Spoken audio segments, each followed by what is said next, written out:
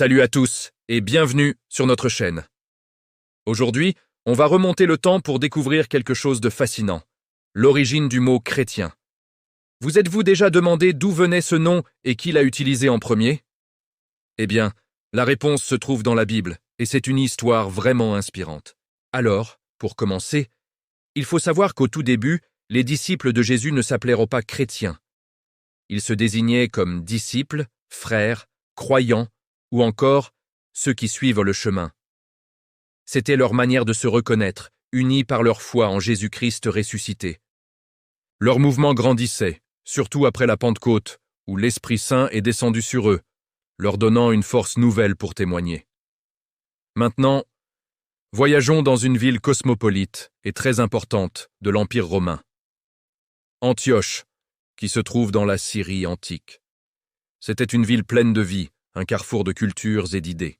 Après les premières persécutions à Jérusalem, de nombreux disciples ont dû fuir, et certains sont arrivés jusqu'à Antioche. Là-bas, ils n'ont pas gardé leur foi pour eux. Ils ont commencé à parler de Jésus, non seulement aux Juifs, mais aussi, et c'est une grande nouveauté, aux non-Juifs qu'on appelait les païens. Et c'est là que tout bascule. L'église d'Antioche est devenue un modèle de diversité et de zèle missionnaire. Imaginez cette communauté vibrante, composée de Juifs et de Grecs, tous unis par leur amour pour Christ. Leur manière de vivre, leur générosité, leur joie et leur façon de parler constamment de Christos, le mot grec pour Messie, a attiré l'attention des autres habitants de la ville. C'est précisément à Antioche, comme le rapporte le livre des Actes des Apôtres, au chapitre 11, verset 26, que pour la toute première fois, les disciples furent appelés chrétiens. Ce nom, christianois en grec, signifie littéralement « ceux qui appartiennent à Christ » ou « partisans de Christ ». Au début, c'était peut-être un surnom donné par les non-croyants pour se moquer un peu d'eux, pour dire « Ah, voilà la bande à Christ ». Mais ce qui aurait pu être une insulte est devenu un badge d'honneur. Les disciples ont accepté ce nom avec fierté. Oui, nous appartenons à Christ.